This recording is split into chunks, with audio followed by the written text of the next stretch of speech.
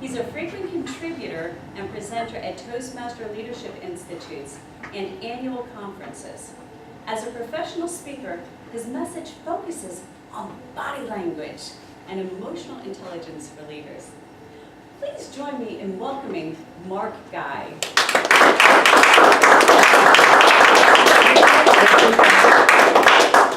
Welcome, friends, Toastmasters. My name is Mark Guy, just like Cassie have said. This session is about body language. Are you in the right session? Everyone? Oh, yes. Oh, yes. Okay, just want to make sure because there's other competing sessions. I want to welcome you and thank you for coming over to share a few moments with me. But I want to ask for your help. Can I? Sure. Question? I don't want it to be where I'm here speaking, telling you all these great stories, maybe some humor in and out, but I'd like to have a conversation, a dialogue where everyone is involved. Would you help me with that? Of course. Yes. And if you do not want to participate, that's okay too. You can just sit and look at us having a great time. And then tell me, which is okay too. So body language. What brought you here today to learn about body language that can help you in your life? Is there something that people not understanding you correctly? Or is your body saying the wrong message? Or go ahead. I don't know, at times I think evaluators, whether it's explicit or implicit, have said I've been kind of stiff. So I just kind of want to know to match what comes out of my mouth with what comes out of my body. Okay, you want to match the message that comes out of your words and out of your body. You want to find a congruent message overall. Is that correct? Correct. Okay, well, you're in the right place. We'll share some things. And thank you. What is your name? Mark. That's also a name. Name is Mark too. I think we're going to get along. Okay, any other? What is the pain point that you have with your body language? I like to learn how to speak with clients and negotiations, especially regarding fees and stuff like that. What they say and how their body indicates can be very different. So I try to read them more in the meeting than what they're actually verbally saying. And how they feel towards me, whether they're sitting back, or they're sitting forward, very aggressive, or just reading them as opposed to what they're telling me.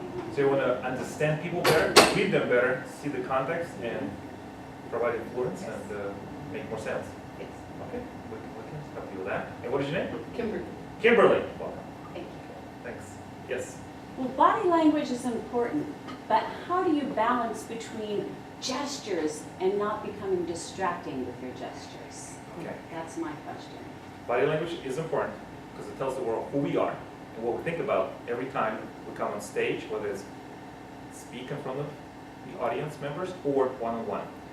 Your question is how not to get carried away, Yes. not to make it too distracting. Right. Is that right? Is that distracting when you speak in one-on-one or on stage? On stage. Okay, we will address that as well. Perfect. Okay? Yes, sir. So, Mark, I've been a communicator for a long time. One of the things that I know to be true is people make determinants about who you are in the first 7, 8 minutes, seconds of seeing you. And that has a lot to do with posture. So I want to hear a little bit from you about posture. Perfect. What is your name? Wayne. Wayne, welcome.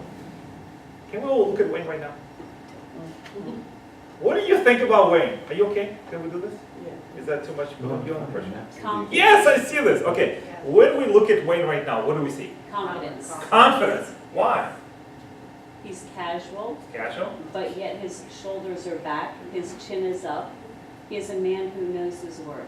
Okay. Thank you. Are you single? Very good. I think I'm going to be responsible for some matches here. It's not bad. Not a bad day at the office. Welcome. Thank you, sir. Yes, you do look confident. You got comfortable in your own skin, and you project that. You dress really well. Thank you, sir. Your shoulders are an important indicator about how you feel about yourself, and you occupy the right space. You occupy. You don't make yourself smaller. You don't make yourself enormous, but you make yourself just right. Thank you, and I like to use Wayne in the future as well. Yes. Thanks. I would like to know how not to look too commanding up on stage, especially when you're trying to be funny. It's really hard when they think I'm about to beat them to death because I take the stage with command and force, Okay. and I'm trying to be funny. It's hard to do that. Okay. I I'm not a humorist. I'm not a Neither am I, I'm an engineer, so by default, I'm not funny. So, Well, I will do the best I can to show you through my examples what I have used that have worked for me in the past, and based on that evidence that you can use and try and see what works for you. There's no one example or one technique that's going to help you in all aspects of life, but I can tell you different exercises that I've been working in the last several years that helped me to become more authentic and just more fluid on stage. When I first started Toastmasters several years ago, I was very stiff, and people told me, oh my gosh, you're just standing out there, holding to the lectern, what's wrong with you? Why don't you just it's called fear. Yeah, I have a fear right now. Every time you come on stage, you come and you get gripped by fear. But there's techniques and things you can do to help. One of the things I want to point out right away, how many people here have ever taken improv classes? Okay, so about 30% of you. Good. Now, did it help you understand your space, understand your interaction with your partners on stage and with the audience? Sure. It did? Yeah. Did it elevate you to the next level as a public speaker? Probably, it was a long time ago, but probably, because it loosens you up. It does. It opens your mind. It does. What was your experience with improv? My experience was that it made me more loose because I got used to just being goofy and looking silly. Okay. And when I did it in front of all my improv people, then I was more happy to do it on stage. Okay, yes, and that's what it is. It's just your identity character is amplified on stage in front of all these people in real time. Quick, you don't have to be funny, you just have to be you. You don't have to be perfect, just be present, and that helps. Now, how was your experience with improv? Like I said, I'm an engineer. I'm funny. So I analyze every question, which is something you're never supposed to do in improv. I only worked on it for about 6 months, and then I moved. Okay. But it was the hardest. I had such a hard time because I didn't know what they wanted me to say, because I felt that I had to be funny with everything that came, and that was impossible. Unless I fall, then that's funny, but I can't fall every week. That becomes very painful after a while. Yes. As long as you lock yourself into perfection, you're stuck.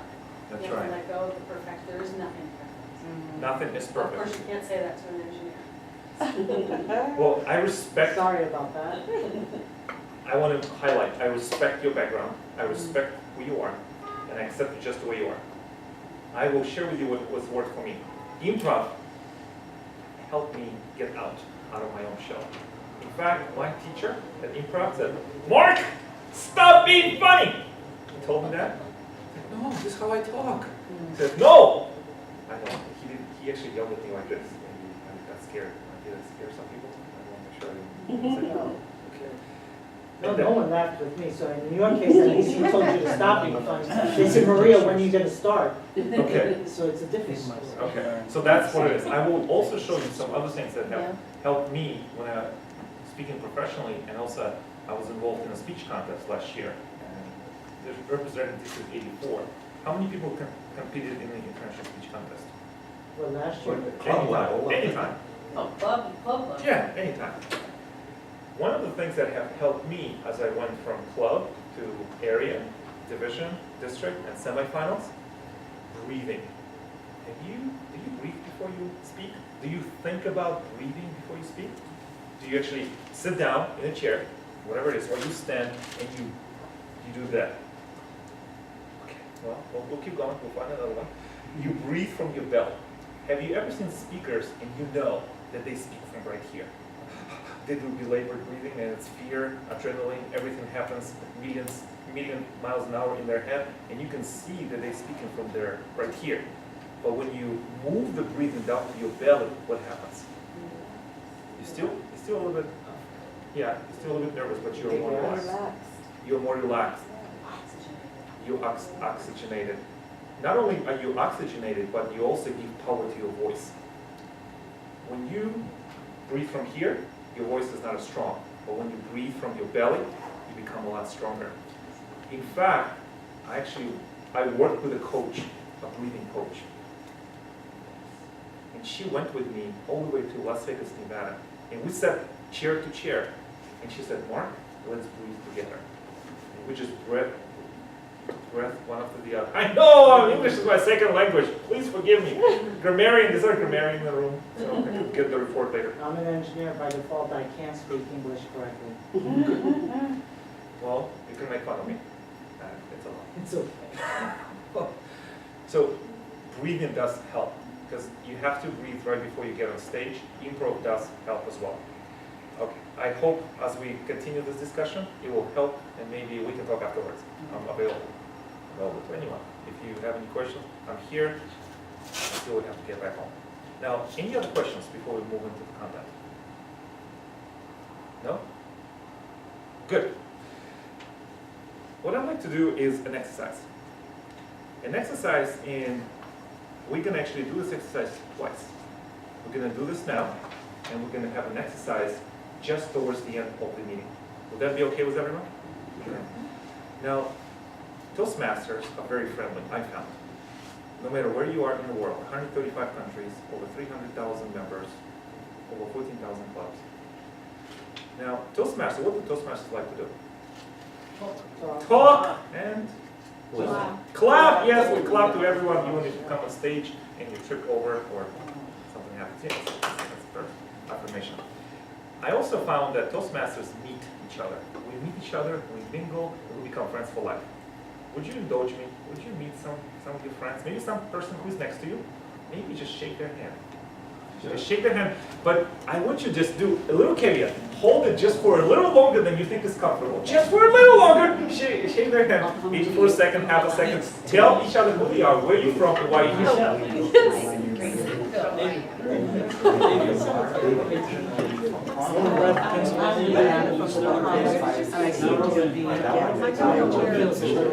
I can't really find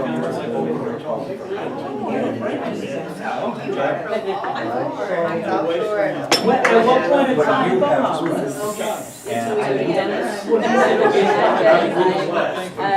Dominicans by Born and marriage, raised. and live also in Boca Raton. So you are a native and born in Miami? Okay. My mother's Cuban and my mom's African. Okay. Yes. I see you a very enthusiastic group. You took it just quite far enough. I hope I didn't make anyone uncomfortable.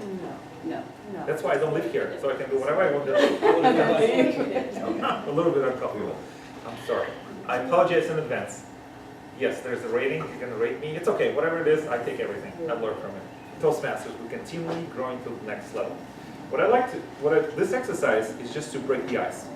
When you meet someone for the first time, Toastmasters, networking, improv class, dates, just say, okay, just walk away here. Just say, hello, how are you?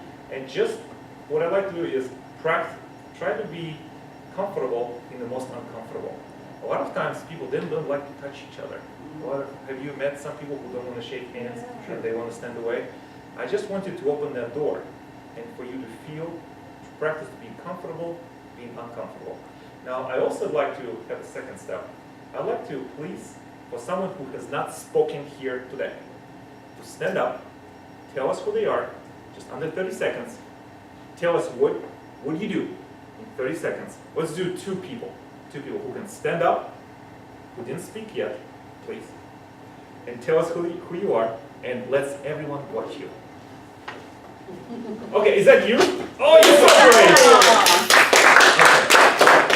Hello everyone, I'm Leanna from the Bahamas. I'm a teacher by profession. I make no apology for that. Okay. Thank you. Is that it? Perfect. I know, the smart guy, he makes everyone speak. I know. This is why we sit around, so we can swivel in the chair, so it was perfectly positioned for this session. Now, is anyone else who would like to be brave enough to stand up and tell us who they are? Hello everybody, my name is Aldis Hernandez. I'm originated from the Dominican Republic, but I currently live in Boca Raton. We love it here in Florida. I used to live in Chicago too, so I got away from the cold winters, and we think this is paradise. It is a paradise! I love it. I'm from Siberia. This is paradise. Now, remind us the names again, so everyone knows. Elvis, Elvis. yeah, with an A, Elvis. More Okay. like Elvis. Elvis and Liana. Leanna. Thank you for being brave souls and telling us who you are. Now, remember their responses. Did you watch their body language? Did you see their hands? Were they here? Were they here? Did they bring their hands above their shoulders? Did you see movements of shoulders and face? Oh no, am I the only one? Huh? Yes? No? It's okay, it's not a test. It's all right. Did you see, if you didn't see it, we're gonna do it again. We're gonna ask the same people to do it at the end of the class and just see the difference that I will show you how you can do. Okay? So just keep that in mind. Now that I have primed your brains, you can do this in the future. Number one question I have. Now that we're going to start with the content. Question I have is this. And everyone, please participate. How do you show up when you first enter the room?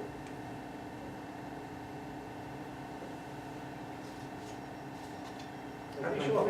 How do you look like? What do you, go ahead. Anyone can. Listen, we have a conversation, not a monologue. Well, for me, and this is, I think, something that my father left with me.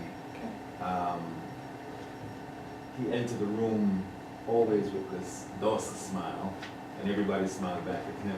He had that laugh that came from here. So yes, from the everybody belly. laughed at him. Yes. So my thing is, I'm 6'3", and I hate to make myself feel small, which means I don't want to tower and make anybody feel uncomfortable, but I try to stand upright, lift up, and smile. Okay. Typically. So your father gave you the gift of smile and many other things as well, and that have helped you become who you are. Okay, thank you. Now, do you think about how do you enter the room? Do you think about it before you enter an important meeting with your boss, with your client, with anyone? What do you think about? It depends on my audience or Okay. where I'm going. Okay. If I'm going to my classroom, Yes. I enter being the boss, Yes. as a boss, Okay. taking charge, command as soon as I enter the room. Okay. If I'm going to a meeting with persons that I don't like, Yes. then I might sneak through a back door Yes. so as not to be seen, Okay. quietly get to my place. So it depends on my audience or Depends on where your I'm audience. going. And I'm sorry you have to deal with somebody you don't like. You know. That's a fact of life. But we'll work through it. What I'd like to offer you as a gift, I've developed a system of 3 O's every time you enter the room. I'm sorry, my computer have died. I do have sign-up sheet. I will forward you the slides and the information if you provide your email. The first O is, what is your objective? What is the objective that you have with the room? Do you want to have a dialogue or monologue? Are you open or are you closed off? Body language will help you to be open. Look at me right now. Can you see me? Okay. What do you see in my body language? Open. I'm open. Specifically, what do you see? What stands out? My hands? Hands are towards you, right? My torso is open. Have you ever seen speakers who, I kind of got like this position right here. Oh, the T-Rex? The T-Rex, yes. Or the Yeah. thing. Little arms. That's right. How does T-Rex play baseball? Very carefully. That's right. I don't know how they play. Very well. I call this the penguin posture because you get stuck here. You can't. I also call this the Jesus posture. What posture? Jesus? Jesus? No. Jesus. Jesus. Oh, okay, I'm sorry. Yes. It does sound like. Yes, I'm sorry. Sounds like cheeses, like Cheetos. Jesus. That's what. When you stand up, you open your feet to the person you're speaking with. You don't have it closed or pointing to the door because you want to get out. Let's see who wants to get out. Okay. But you open it to the audience and you have your palms open. Now, do you think other people will notice that you have your palms open to them or open gestures or your torso up? Do you think they will notice like, oh, this guy Mark is trying to do something, but I just don't know what it is? don't notice. It's sad, but they don't. So every time you enter the room, think about the objective. Are you open to have a dialogue or a monologue with your audience? Second, well, that was objective, open. And third is off-stage beat. People, have you been to a theater? You've seen actors and actresses glide onto the stage, ooze with something, and you know that they want something. They're going somewhere and they want to do something. Is that right? So they have an emotion deep inside that they're actually trying to bring onto the stage. And you cannot take your eyes off them. Have you ever seen those actors? It's originated from Stanislavski, his Russian director, very proud. He called this the method acting, where the actor recalls the emotion before they ever take the stage. Now actors, they have many takes. They can do it over and over and over and over again. We don't. One of the things that helps me to feel confident before I enter in a room is to recall an emotion. When I felt, tasted, smelled, participated when I was a winner. Say I won a district championship. Yes! So happy after months of working with a contest which felt like a jealous lover taking all my time. Yes. Nobody got that joke. Okay. What I'd like to do is, if you could turn around to your partners, please, and help me. How much time do we have left? Madam Timer. We have got, let's see, we are hitting the 20-minute mark. Cool. I think we're going right in an excellent time. It's a 20-minute mark. Would you indulge me and turn to your partner? And this is the question I'd like for you to work with as you consider this exercise. Ask or answer this question. When was the time when you felt at your best? You can think about it. What is the time that you felt like a winner? Or specifically, when were the time you felt at your best? And please share that with each other. And then we'll do the results. For a minute each. Minute and a half. When you felt at your best. When I get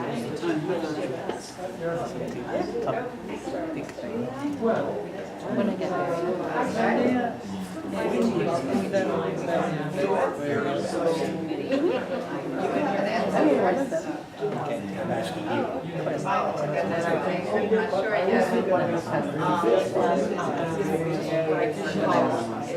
Right at the college. Certified social work counselor there.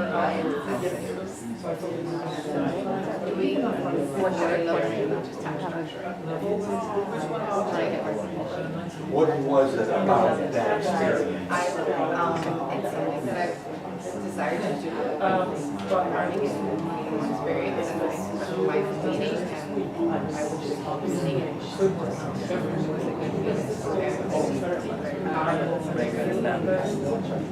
Positive feedback. So I'm just wondering though, was the accomplishment, was it your personal goal or was it the group's goal? Is this part of the goal? Yeah, it was like a meeting, there was an attorney, there were clients. There was a client.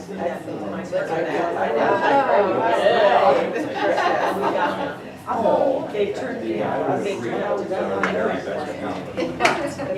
Yeah, I was thinking, in fact, I'm glad you went first because I was stalled. But there is this every challenge. I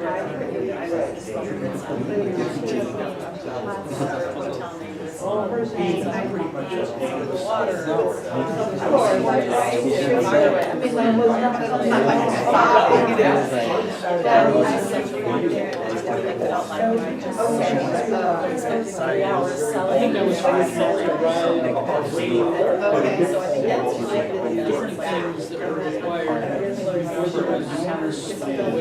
Watching people celebrate and I figured out that's what I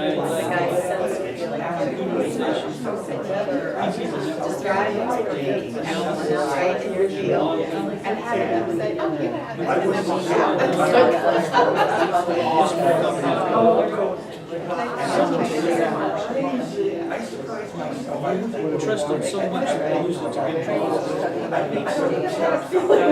Okay. Okay. I do have a bell. It's like a call bell. Everyone. Thank you. I hope maybe this conversation you have started will continue in the hallway or tonight. Hospitality bar. Is there a bar here? Sure. There is? They're better. They're dancing. Long day? Do better. Of course, those matches, that's how we do it. How do you feel? How do you feel when you talk about when you were at your best? Smiling? I love it. It was good to have all those feelings. It's good to recall those feelings, isn't that right? Now remember how it felt. One of the other questions I also ask is, if all your dreams came true, 10, 15 years from now, how would you feel? Now just look at me and think about it for a moment. If all your dreams came true, 10, 15 years from now. 5 maybe? 5 years? Okay, Maybe let's do 5 years, because 10, 15 is Let's do it's 5. too late. It's too, the world is moving too fast, You're okay. too young, most of us aren't. It's never too late. Thank you! It would be fun to shoot. Kim Keith, you said no, it's right. I love it, okay. Maybe close your eyes. Close your eyes for a moment. Now think about, in 5 years, if all your dreams came true, who would you be with? What would you be doing? What are you going to be thinking about? 5 years. Just think about it, just for a moment. You can look at me, look at yourself. Everything is okay.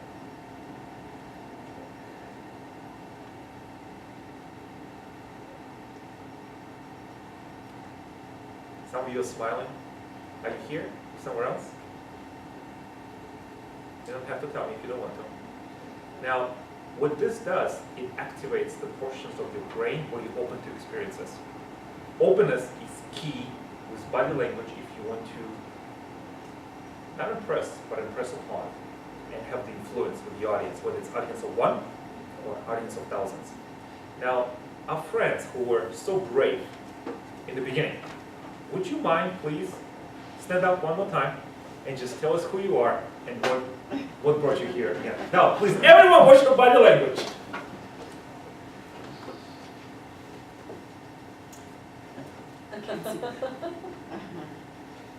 Hello everyone, I am Liana from the Bahamas. I'm a teacher by profession and I make no apology for that. I love what I do. I'm enjoying my stay here and I can't wait for the sessions to end to party.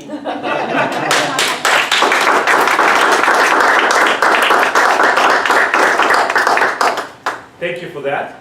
Now, you just gave us 2 more sentences to the beginning when you first said it. Did you remember what she said? What did she say when she first started? She stopped it, I make no excuses. Yeah. And then she sat down. Yeah. Did you also notice that she had this type of gesture right here, just above her torso? Did you notice that? She had it here too, but what else did she have? Openness. Yeah. She played it out. And did you think about those gestures, or they came naturally? They came naturally after. Look at you! This is. I think you're already at the tasting You're the feeling goods to it. come. That's like it. See, when you. That's right. You become more fluid. You recall the emotion when you were at your best. Find a friend and talk to them. Be the best. I've seen you. I've seen you do this. I believe in you.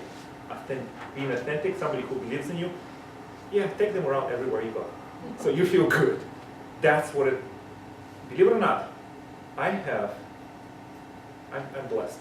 I have many teams, many coaches that I take, and we travel together, and we go to engagements, speaking opportunities, everywhere I go.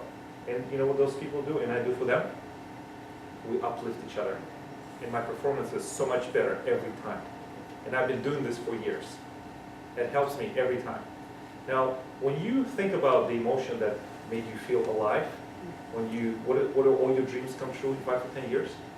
And also, when you were at your best, your body, your subconscious takes over. You don't even have to think about what is the gesture I should do. Should I do like the steeple, or what is this gesture right here? You guys know? Nervous. Yes? What else? Looks like a crab. It's what? I said it looks like a crab. It does! I think we have unconscious mind coupling. It's called a spider doing push-ups in the mirror. means nothing. It means nothing. When you allow your body to be open to have a dialogue with any audience, your gestures become natural. You don't even have to think about it. Because when you think about it, you think, oh, I should extend my fingers, I should move my shoulders, you become robotic. The less you think about it, the better you become. And the more open you are, the more honest you are. Every time you take a stage to speak, you take a risk. In fact, this is all adults, you become naked. You become vulnerable. You may do too much or too little. People will judge you. In 2-3 seconds, right away. This is how the world works. But when you open to have a dialogue, not a monologue, your gestures and your body language will tell the world who you really are. Let's ask from Elvis. Would you tell us who you are and what brought you here? No, everyone, watch here. Hi, my name is Elvis Hernandez. I'm from the Dominican Republic. I moved to Chicago about 12 years ago. But around 4 years ago, we moved to Florida and we love it here. We think this is paradise.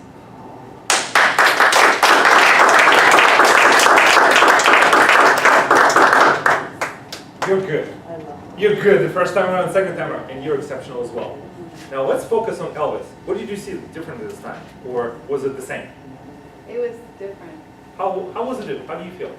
He looked more rigid when I walked in, I was talking this thing, and he had his hands to his side, like they're Yes. straight Yes. to his side. And this time it was more like waving. That's right. It was waving because that's how he felt to communicate with us at this point in time.